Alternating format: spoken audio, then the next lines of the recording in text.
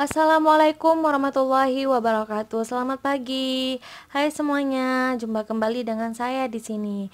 Yang terhormat Ibu Kori Aina sebagai dosen pembimbing mata kuliah Manajemen Program Gizi dan teman-teman semester 6 yang berbahagia. Pada hari ini, saya Mayang sebagai moderator yang akan memandu kegiatan diskusi.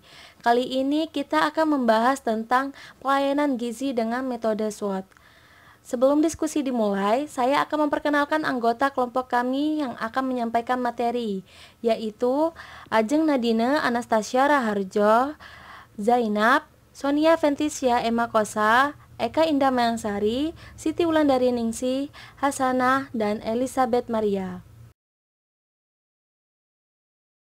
Selanjutnya adalah pembahasan yang akan dibahas oleh kelompok penyaji. Yang pertama, definisi metode SWOT dalam ilmu gizi. Yang kedua, cara kerja metode SWOT dalam ilmu gizi. Yang ketiga, waktu penggunaan metode SWOT dalam ilmu gizi. Yang keempat, kelebihan metode SWOT dalam ilmu gizi. Yang kelima, kelemahan metode SWOT dalam ilmu gizi. Dan yang keenam, contoh metode SWOT dalam ilmu gizi.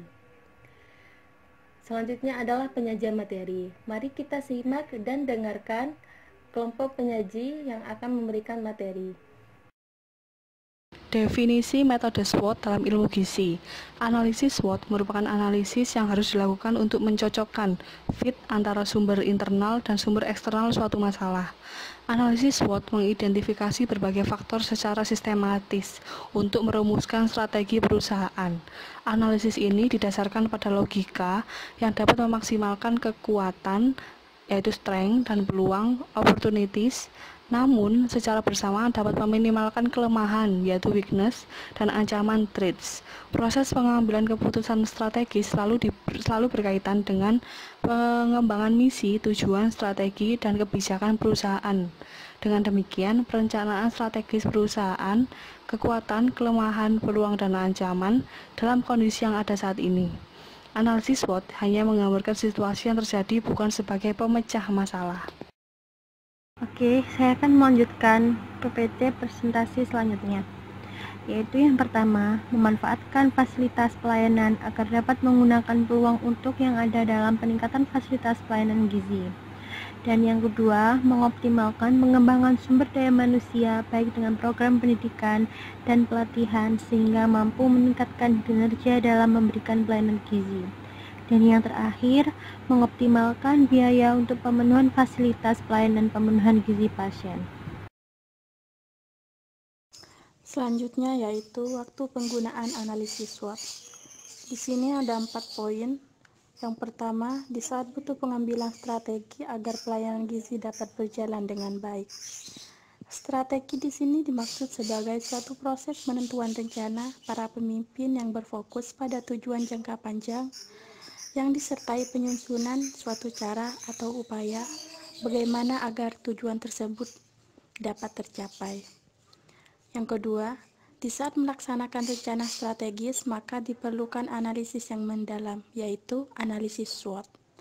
Dan yang ketiga, digunakan saat menggambarkan kondisi dan mengevaluasi suatu masalah, proyek, atau konsep bisnis yang berdasarkan faktor internal dan faktor eksternal. Dan yang terakhir, di saat melakukan penindaklanjutan dari pengadaan makanan dengan tujuan memberikan terapi diet yang sesuai dengan kondisi pasien dalam proses upaya penyembuhan pasien melalui makanan. Kelebihan analisis SWOT yaitu terdapat beberapa aspek lingkungan internal yang merupakan kelebihan untuk meningkatkan kinerja karyawan dalam pelayanan gizi.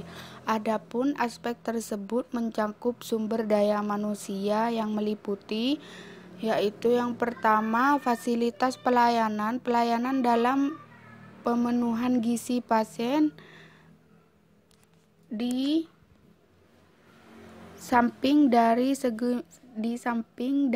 segi menu makanan yang disajikan harus disesuaikan dengan standar pemenuhan gizi pasien.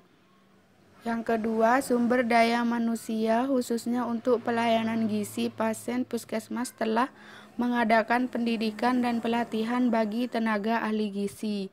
Yang ketiga yaitu biaya. Dalam segi ini adalah lebih kebiayaan operasional untuk pemenuhan gizi pasien baik dari operasional puskesmas maupun dari biaya rawat inap pasien. Di sini saya akan menjelaskan tentang kelemahan analisis SWOT. Terdapat beberapa aspek lingkungan internal yang merupakan kelemahan bagi puskesmas untuk meningkatkan kinerja karyawan dalam pelayanan gizi, di antaranya fasilitas pelayanan, sumber daya manusia, dan biaya. Yang pertama, fasilitas pelayanan. Puskesmas terdiri dari sarana dan prasarana untuk pemenuhan pelayanan yang kurang memadai. Yang kedua, ada sumber daya manusia. Sebelumnya, puskesmas telah mengadakan pendidikan dan pelatihan bagi tenaga ahli gizi, namun pelatihan setiap karyawan atau tenaga kesehatan hampir jarang dilakukan secara berkala, sehingga kurang optimalnya penilaian keberhasilan program pelatihan maupun pendidikan terhadap kinerja tenaga kesehatan. Yang terakhir, ada biaya. Dalam proses biaya mengalami kendala secara teknis, misalnya untuk pasien dengan pelayanan BPJS, untuk biaya selama di rumah sakit harus dilakukan klaim dan pencairan dana selama di rumah sakit, tidak terkecuali di dalam biaya untuk memenuhi gizi pasien.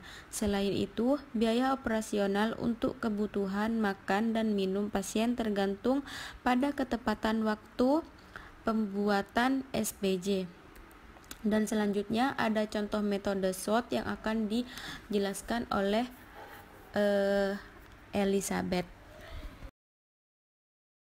Baik, saya akan melanjutkan presentasi yaitu contoh metode SWOT. Jadi, ini ada gambar matriks SWOT yang diperlukan. Nah, ini ada tabel analisis kekuatan dan kelemahan SWOT itu sendiri. Jadi, untuk internalnya ada fasilitas pelayanan, sumber daya manusia, dan biaya. Kemudian, untuk hasil akhirnya akan diangkat dari rata kondisi saat ini dan weight. Nah, untuk fasilitas pelayanannya ada peralatan dan perlengkapan, menu makanan dan minuman, kondisi ruangan dapur, peralatan masak.